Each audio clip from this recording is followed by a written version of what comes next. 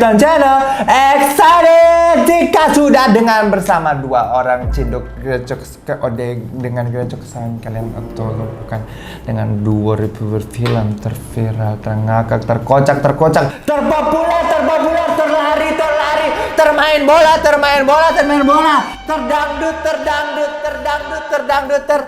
teriak, wah, tergaji naik 280%. Gaji naik 280%. 83%. Alah, 283 anjir. Biar apa? Biar hukum tidak bisa dibeli. Ngapain dibeli ya? Padahal mah lagian ya, itu mau nutupin kasus apa sih pakai naikin gaji? GCLS. Ibuku ibu-ibu. Selamat datang di ADC. Alias ada apa di sidang? Kedatangan 2 film ya. Pertanggal berapa ini ya? Tanggal 13 Juni. 13 Juni sebenarnya ini masih dalam minggu yang sama dengan kita kemarin terakhir nge-review.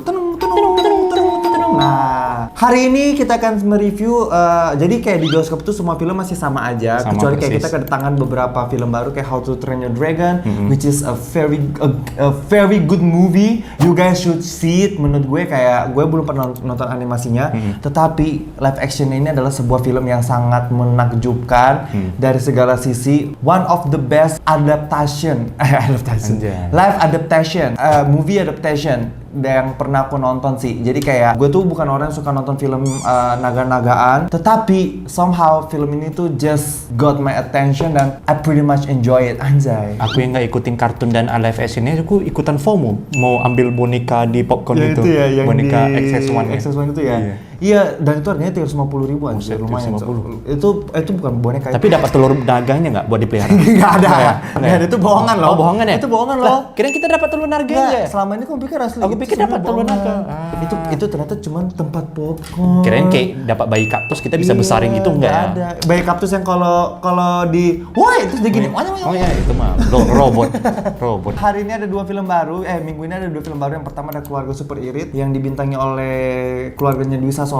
Tetapi ada sebuah film yang sudah gue tunggu-tunggu dari zaman dia ngetis atau pengumuman kalau mereka sudah buat film. Ini adalah datang dari grup yang sangat gue suka dan juga menjadi inspirasi gue, role model gue dalam berkomedi, dalam melucu-lucu jenaka-jenaka universe. Dan gue tuh selalu nontonin setiap film pendek yang pernah mereka buat, podcast mereka, acara-acara mereka, karena gue suka banget sama grup ini. Yaitu film yang akan kita review hari ini berjudul GCLS, Ibuku Ibu-Ibu.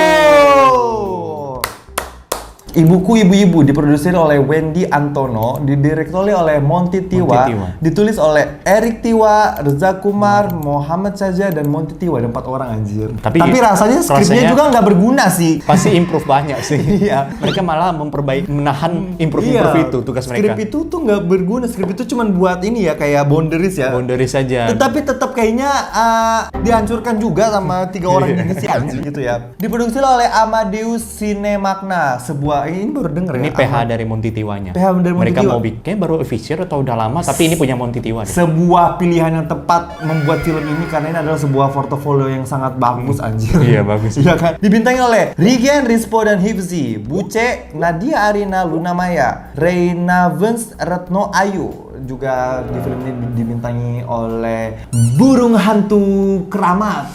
Lalu juga ada bakso retak. Lalu ada juga Mayor Teddy. Ada Mayor Teddy. Ada Mayor Teddy di situ. Iya. Oke guys, padahal film seninya sedang tayang di bioskop dan mungkin feeling gue ini bakal meledak sih. Bakal meledak dan bakalan lama sih. Tapi meledaknya ini tipe meledak yang pelan-pelan. Pelan-pelan kayak Jumbo. Kan pelan-pelan juga. Ya. Bukan meledak kayak jebret KKN, berat langsung rame enggak. Yang penting ini akan pelan-pelan. Marketingnya harus pelan-pelan nih, naikin. Terutama setelah di review ADC ini gue yakin pasti mulai tuh 500 1 juta sampai 54 juta. Mungkin kita bisa sumbang 200 orang ke bioskop lah. Kita bisa sumbang 200 orang bisa lah. Oke guys, by the way, film GCLS Ibuku Ibu-Ibu bercerita tentang Rigen dan Hifzi dan Rispo adalah 3 saudara tanpa arah hidup yang terus bergantung pada ayah mereka, Tio, seorang juragan kosan yang belum lama ditinggal mendiang ibunya. Situasi membuat keluarga ini kehilangan pijakan. Tio terpuruk sementara anak-anaknya sibuk dengan masalah pribadinya. Hifzi adalah MC dangdut yang butuh uang untuk menikahi pacarnya yang hamil, sedangkan Rigen pawang hujan yang harus mengganti mobil bos IO yang hilang. hilang dan Rispo diburu pinjol karena kecanduan judi online. Panjang banget sih. Ya begitu deh. Ini udah semuanya ini. Nah, itu ceritanya. sedang tayang di bioskop. Jika kalian tidak ingin terkena spoiler, silakan kalian nonton dulu lalu kita kembali berdiskusi di kolom komentar di bawah. Koes! Woi. Bang Ger! Nggak usah yang apa kita suka nggak suka catatan putih langsung aja ya kita Langsung ke film ini langsung ya Langsung karena film ya. ini tuh sebenarnya susah banget yang mau di review ya. I mean kayak kita mau bilang film ini tuh Dibilang apaan film sih film bocor-bocor, film nggak jelas. Emang iya. Ini mah film bloopers. Emang konsepnya dibuat kayak begitu. Memang udah ini bagusnya. Ini menjadi gebrakan baru di sinema Indonesia. Ada loh TV film kayak gini loh. Ini udah jadi identitas mereka. Ini tuh udah kayak cultural reset untuk film komedi Indonesia ya. Ini adalah sebuah gebrakan yang gue nggak pernah sama sekali lihat film yang seaneh ini, selucu ini dan seperti ini gitu. Iya. Kata si Hifzi, film ini tuh terinspirasi dari sebuah film ini Thailand yang Labrone Sibor apalah something yang tuh yang main Mario Maurer. Emang tuh film aneh banget sih. Tetapi gak seaneh ini. Aneh. I mean kayak si filmnya Mario Maurer tuh dulu gue pernah nonton pas gue SMA. Itu masih film bentuknya Masih meskipun kelihatan film ya? aneh. Meskipun tuh aneh banget, Ini tapi kayak- itu masih film. Ini tuh enggak, ini tuh apa Ini ya? kayak YouTube tapi durasinya panjang. Lu- YouTube editan YouTube ini Lu, sebenarnya. kalian pernah nggak nonton film Jackie Chan zaman-zaman dulu? Nah, ketika filmnya habis kan itu ada tuh kayak cuplikan-cuplikan orang-orang ketawa. Orang gagal take kan. Gagal retake kan. Banyak kan cuplikan-cuplikan itu dijahit sampai 1,5 menit jadi film. Ini filmnya. Iya. Jadi ini apa film? Dibilang film juga bukan. Karena ada kayak adegan gitu. retake-nya dimasukin Iya. di sini. Dibilang nggak film juga, treatmentnya film. Iya. Kameranya bagus, aktornya bisa acting. Iya. Iya kan? Terus kayak editannya mantep. Ada genrenya kok, musikal, horor, drama, komedi. Ini genrenya digabung GJLS. semua. Genre Ini GJLS ya? udah genre sendiri, ini genrenya GJLS anjir. Ini tuh udah mereka tuh aduh anjir. Brandingan ketiga orang ini tuh sangat nih. kuat sampai kita tuh sudah tidak mempertanyakan keanehan film ini sih. Iya. Keren ya? Makanya menurut gue. buat penonton film ini bakal ada dua kubu. Ada yang Benar. bakal senang banget, ada yang aneh banget Gini, sama gue tuh mereka tahu nih. film itu bukan everyone cup of tea. Jadi kayak pun kita ini pasti mereview ini secara subjektif ya. Karena nggak bisa direview secara objektif itu nggak bisa anjing Nah, gitu. ya, kita udah review- sering nonton podcast Iya, mereka. kita tuh udah pasti bias dengan ini. Kenapa? Karena gue tahu film itu not everyone cup of tea. Bakal ada yang suka banget. Yang suka banget itu pasti orang yang kayak kita yang ngikutin GJLS, yang kayak minimal pernah tahu lah, pernah melihat mereka di konten gitu. Yang gak suka banget itu pasti orang-orang yang kayak berekspektasi film itu menjadi sebuah film. Iya. Iya, orang kalau berekspektasi film ini menjadi film, dia pasti bilang film itu jelek gitu. Tetapi kalau kalian ekspektasi kalian ini adalah film dengan genre GJLS, you gonna love it so much gila, sih. ini seneng Iya banget sih, sih. kayak gitu. Wah, ini LPM-nya padat banget nih, love per minute. Benar. Gila. Oke, kita sekarang ngomongin jokes. Menurut gue jokes di Gila. sini itu rapet banget anjir, banget, rapet anjir. banget. Tapi Setiap scene ada aja yang lucu loh. tetapi itu juga bisa menjadi bumerang. Karena apa? Karena saking padatnya, saking tiap menit itu ada jokesnya. Di beberapa adegan itu kita udah capek. Udah capek ketawa Kita tuh sih. udah merasa kayak yang ini jokesnya tidak lucu. Ini udah kayak padahal sebenarnya kalau jokes itu dikeluarkan sesekali tek lucu gitu. Tetapi karena tiap menit pak itu sama kayak lu pakai narkoba. Dosis pertama lu masih nge-fly. Dosis kedua, ketiga, keempat lu tuh udah mulai kebal tuh. Lu harus ningkatin dosisnya lagi biar bisa merasakan efeknya. Nah itu mereka tuh tantangannya adalah bagaimana mereka tiap scene-nya itu mereka kasih dosis yang lebih tinggi lagi sampai kita tuh tetap bisa enjoy filmnya. Dan menurut gue somehow mereka berhasil melakukan itu sih karena ada satu puncaknya itu menurut gue yang Puncaknya malah anjing. Puncaknya malah agak di tengah sih itu. Justru itu tepat. Iya, Karena tepat apa? Karena kayak biar kita tuh kayak begini tuh. Iya, Kayak iya. begini udah habis dari yang puncaknya itu kan tidak lama udah filmnya udah selesai Udah gitu. mau Jadi selesai kayak juga. menurut gue itu adalah sebuah klimaks yang tepat ditaruhnya gitu ya. Itu adalah sebuah scene rumah sakit yang menurut gue tuh aduh anjing banget. Dan aku nggak nyangka Umay bisa terlibat di kelucuan itu juga sih. Gila sih. Umay kan yang selama ini kita tahu dia di film-film nangis-nangis, Ya, film-film film-film sedih-sedih, mental-mental iya kan? gitu. Ternyata dia di sini beneran kayaknya dia kena mental juga ya. Kena mental ya, anjing, gitu. sampai dia banyak retake di situ. Iya cok, nih yang pertama adalah itu scene rumah sakit itu ya. Aduh anjing. Padahal itu sebenarnya dialognya kalau kita bedah nggak lucu sih, cuman karena mereka sering retake, retake-nya 4 kali loh. Karena mereka ketawa dengan jokes mereka sendiri dan kita tuh mengetawakan mereka yang ketawa dengan jokes mereka sendiri gitu. Bukan jokes yang lucu, orangnya. Jadi si Umay bilang gini, oke, bapak-bapak kita keluar dulu ya. Umumnya dokter nih. Terus kayak, oke bapak-bapak apapun yang terjadi, bapak-bapak jangan berisik. Karena ini rumah sakit, banyak pasien di sini. Jangan berisik ya, apapun yang terjadi ingat jangan berisik. Tidak lama setelah ngomong itu si Gejeles dipukulin sama umumnya. Pak, jangan berisik gitu. Terus tiba-tiba datang pasien dari belakang. Dari belakang, pasien ini ikut mukulin, ada susternya kayak, jangan berisik. Tetapi suster itu sambil bisik-bisik, ikutan mukulin. Dan lebih lucunya lagi, GJLS yang walaupun dengan keadaan tersakiti, mereka tetap diam. tetap patuh, nurut. Aduh anjing itu gila, itu menurut gue itu lucu, itu aneh, itu tuh kayak wah aneh banget sih. Kayak gue nonton apa sih ini anjing gitu loh. Oh my god, itu the best moments. Kayak gue gak tahu kapan terakhir kali gue ketawa ngakak di bioskop. Kayaknya itu waktu gue nonton Hangover 3 ya.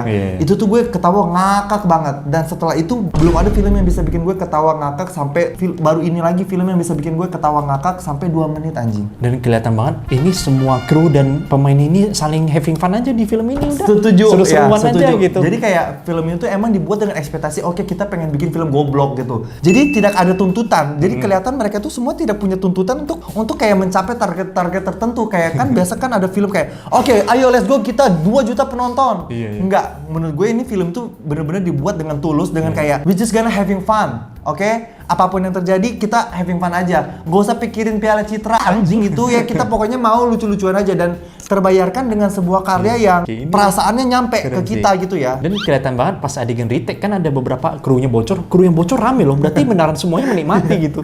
Bukan 1 atau 2 kru yang ketawa, semuanya ketawa. Ada satu adegan si Rispo kan ditampar ya apa? Dia tidur dengan mata terbuka. Terus ditampar hipsi. Pam gitu. Terus kata Rispo, aduh hips kayaknya tuh kekencengan hips. Terus ketawa. Terus diulang lagi, ditampar lagi pam gitu. Ada suara Montitiwa. Ada Montitiwa. Ulang dong Rispo kedip tuh. Terus kata Rispo, ya gimana mas masa ditampar gak kedip?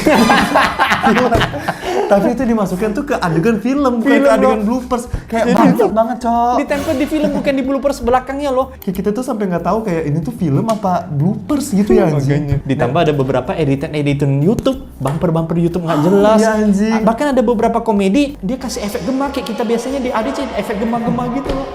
Kayak di tengah-tengah film tiba-tiba ada ngelucut adegan apa ya? Rispo menang Piala Citra. Kayak maksud gue kayak itu tuh sangat YouTube banget dan YouTuber banget tuh. Dan it's so fun menurut gue. Di sini kan Rispo tuh didesain sebagai orang yang mesum ya. Tetapi somehow kita tuh apa ya, ini gue ya, lagi-lagi ini gue. Karena gue udah tahu Rispo tuh di karakternya kayak gimana di podcast, di sosial media. Jadi di gue tuh somehow jokes-nya itu masih bisa gue tangkap sebagai jokes, bukan kayak apa ya, kayak orang yang bikin gak nyaman gitu. Kan ada beberapa orang melemparkan jokes seksual itu kayak bikin kita tuh jadi risih kan.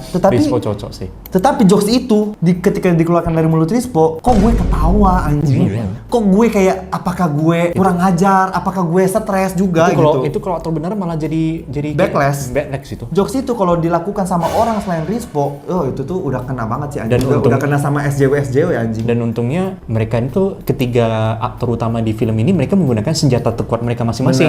MC dengan bahasa Thailandnya, bikin marah-marah, dan Rispo dengan musuhnya gitu. Betul. Bagus sih. Kayak apa ya? Kayak gue melihat mereka tuh kayak kita, segmen kita ini ADC ini nggak bisa dinikmati sama semua orang. Tetapi ya kalau ada yang bisa nikmati, they find it very entertaining. Sama lah konsepnya kayak GJLS dan itu gue suka. Tetapi apakah GJLS ini ketiga orang ini adalah sebuah aktor yang buruk? Enggak loh anjing. Enggak, bagus loh. Ada satu momen ketika mereka bertiga berantem itu tuh bener-bener kayak rasanya wah ini aktor. Ini tuh bukan orang bodoh, ini tuh bukan orang yang lucu-lucuan. Ini beneran aktor ketika mereka berantem yang si Hipsi sama Rispo saling mengejek satu sama lain gitu. Kau dasar lo duit haram, biarin gue duit haram daripada lo anak haram. Wis itu emosinya dapet, naturalnya dapet banget, terus sampai Riken berusaha memisahkan mereka gitu. Iya, itu kayak mereka ini bukan aktor yang buruk kok anjir. Bukan orang yang main film-filman, ini beneran mereka kayak ada latihan juga, itu ada reading pasti. Benar. Ada readingnya. Benar. Jadi kayak makanya gue bilang dibilang film enggak film Enggak. Iya, makanya. Iya, gue bingung Ini, ya udah, film GJLS. taruh ini tuh di genre apa? Ya udah, genre GJLS Yang gue aja tahu gitu. film ini adalah menghibur. Udah sih, kita cukup tahu. Udah, Oke, ini menghibur aja menghibur. udah. Oke, gitu. Gak usah nyari pesan moral di sini ya di film Betul. ini. Lalu juga yang gue suka adalah bagaimana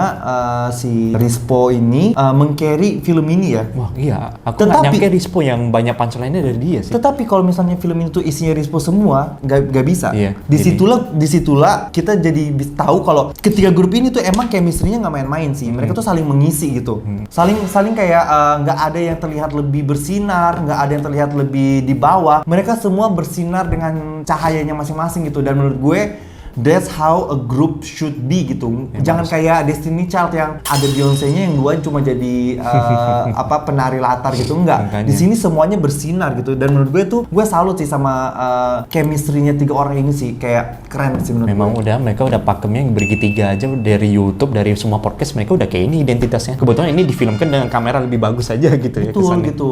Aku mau apresiasi mereka bisa mixing lagu dan jokinnya asik loh. Catchy banget loh. Tiba-tiba jadi film musikal, lu bayangin Tiba-tiba bingung nggak? musikal. Tiba-tiba dia bikin lagu loh. Tiba-tiba. Terus ada kayak teater nari-nari Iya, gitu. tiba-tiba buceknya jadi nyanyi. Kamu ini datang dengan wangi gitu. Iya kayak apa sih? Gue habis menonton apa? Gue kayak habis menonton orang mimpi, tetapi ini sebuah mimpi yang indah gitu, bukan kayak mimpinya Anggi Umbara yang yang mimpi apa sih ini Mimpi anjing apa enggak. Ini sebuah film mimpi tetapi mimpi yang lucu, yang seru, indah. yang kita nggak sabar untuk tidur lagi gitu ya. Yang ketika lu bangun lu tuh nggak, ih, gue pengen mimpi itu lagi deh. Iya, pengen Bukan lagi. kayak Anggi Umbara kayak Oh, aku filmkan ini. gila. Kalau film Beranak Dalam Kubur adalah mencetak sejarah, film yang tidak ada catatan putihnya. Ini adalah film yang mencetak sejarah, film yang tidak ada catatan hitamnya. Iya. Ini udah subjektif banget sih. Gue kita. berusaha untuk mencari apa ya catatan hitamnya, nggak bisa karena bagi gue udah subjektif gitu. Karena gue sangat enjoy film ini gitu. Mungkin catatan hitamnya adalah kayak ya itu di tengah-tengah film yang kalau kita mau cari-cari banget ya, Iya. kalau kita mau cari banget ya mungkin itu di tengah-tengah film terasa capek ketawa, udah lelah, udah mulai terasa tuh jokesnya tuh udah mulai Datar nih. flat. Di situ tuh gue udah mulai khawatir kayak aduh ini udah mulai capek nih kita nih. Tapi bukan berarti itu nggak lucu, tapi kitanya udah capek ketawa Udah capek, gitu. karena sebelumnya udah iya sangat kayak dar-dar ini gitu. kalau sampai abis kayak begini terus, ini udah bakalan biasa aja. Untungnya gitu. datang. Untungnya tiba-tiba Rumah sakit. dijebret, dikasih lempar adegan rumah sakit, gak jadi catatan hitam gitu. Iya. Kayak gitu sih menurut gue. Jadi kayak I really enjoy it so much. This is my cup of tea. Tetapi lagi-lagi gue yakin nggak semua orang bisa enjoy film ini kayak Iya. karena gue melihat kayak kita aja gitu konten ADC. Rating sebagai film ini tuh ratingnya 5/10, tetapi sebagai filmnya menghibur. as a film ini tuh ratingnya 5/10 karena ini film apa sih gitu. Tetapi sebagai film yang menghibur gue kasih ini 8,5/10 sih. Goblok per 10, goblok per 10. Ini menurut gue ratingnya segitu sih. Pokoknya lu datang ke bioskop, kosongkan ekspektasimu, lu tahu lu bakal terhibur. Ini juga satu ya. Gue itu menanti-nantikan film ini dari mereka tuh keluarkan pengumuman Dari mereka tahun bikin film. lalu sih. Ekspektasi gue udah tinggi banget dan biasanya ketika kita datang ke bioskop membawa ekspektasi yang tinggi, biasanya kayak kita dikecewakan karena ternyata nggak ketemu gitu ekspektasinya. Let's say kayak waktu Maghrib 2 ekspektasi kita tinggi karena film pertamanya bagus gitu. tuh. Tetapi ketika kita ke bioskop Nah lagi gitu. kurang gitu, jadinya sedih. Tetapi ini gue datang membawa ekspektasi yang tinggi, tetapi ekspektasi gue meet sama realitanya, terbayar gitu. Makanya gue bilang gue susah untuk mencari catatan hitamnya sih. Kayak it's so entertaining aja sih. Ditambah mereka udah mulai main di banyak podcast di luar sana buat promosi film ini. Wah ini udah semakin ditunggu-tunggu banget nih film. Betul. Pokoknya ini overall bagi gue ini adalah sebuah film yang dibuat dengan kelihatan banget dibuat dengan passion, dengan tulus, dengan tidak ada tekanan untuk jumlah penonton tertentu. Dan menurut gue itulah orang berkarya itu harus seperti itu. Orang berkarya itu harus suka dulu, harus mau dulu. Karya itu akan berbicara dan penonton bisa merasakan karya yang tulus. Nah makanya kenapa kayak gue tuh pengennya konten sama orang yang pengen konten gitu. Iya, bukan karena formalitas Iya, gitu ya. jadi karena apa? Karena karya itu nyampe ke penonton dan itu berbicara seperti film ini. Kelihatan banget mereka tuh sangat tulus, sangat senang. Itu yang paling penting penting. Mereka senang untuk bikin film ini. Mereka happy gitu. Happy-nya nyampe. Dan setidaknya kalian bisa memperkenalkan gaya komedi kalian di audiens yang lebih luas. Orang jadi makin penasaran dengan YouTube lu. Bener. Oh itu semua YouTube-nya kayak itu semua isinya. Bener anjir. Itu sih. Menurut gue ini adalah sebuah gebrakan, sebuah fenomena, dan gue sih berharapnya GJLS ini gak cuman ini filmnya sih. Bikin lagi sih. Is either terserah dia mau bikin itu di YouTube, mau bikin itu di bioskop. Ini adalah sebuah tontonan yang berbeda, yang fresh, dan absolutely bisa gue tonton sih, bisa gue nikmatin at least gitu sih. Overall dari gue seperti itu. Overall dari lu? Kayaknya bagusannya Gaya Jelas ini kayak agak lain. Jadi identitas mereka masih sama. Jadi tanpa menghilangkan kepribadian dan identitas ini, mereka bisa bawa lagi ke film lainnya tapi dengan cerita baru dan job desk yang baru aja sih. Sama kayak agak lain, mereka mempertahankan identitas dan nama asli mereka juga. Betul. Oke, karena lu tadi sempat singgung soal agak lain. Gue pribadi, lagi-lagi ini subjektif ya, tapi gue pribadi, gue lebih bisa menikmati film ini daripada film agak lain. Kenapa? Karena agak lain itu film. Itu Masih tuh terasa film. script gitu. Bagus, scripted banget. Tetapi ini itu spontan. Karena gue tuh emang anaknya spontan. Kalau misalnya film ini tuh scripted juga kayak agak lain. Jadinya kayak ya udah aja. Gitu. Pasti orang membandingkannya, ini ikut-ikut agak lain lah gini gitu. Tetapi karena dia spontan, gue lebih bisa menikmati sih spontannya itu. Yang gue cari sih. Oke. Ya udahlah ya guys, Sampai seperti jumpa. itu ya. Mungkin kita berikutnya is either kita ketemu di film Keluarga Super Irit atau Jalan Pulang Jalan si Pulang. Luna Maya ya. Oke. Pokoknya kita akan stok film karena gue akhir bulan gue harus Ke Hongkong. ke Hongkong lagi anjay. Keren banget deh gue anjay gitu. Luar negeri, aku ngapain berarti di sini? Kerja lah anjing. Tetap Lu kerja. ngedit anjing. Tetap konten gue, kerja. anjing, bangsat. Tetapi jangan sedih karena dalam seminggu itu ada juga konten di channel Konten HS. mingguan Poci. Ada konten apa? Ada Poci, podcast Cipu, Cina Pula, Pula apa, Pulau Jawa terbaik. Setiap Selasa. Setiap Selasa jam 12 Dari siang. jam 12 siang menemani makan kalian. Sampai ketemu di video berikutnya. Bye bye.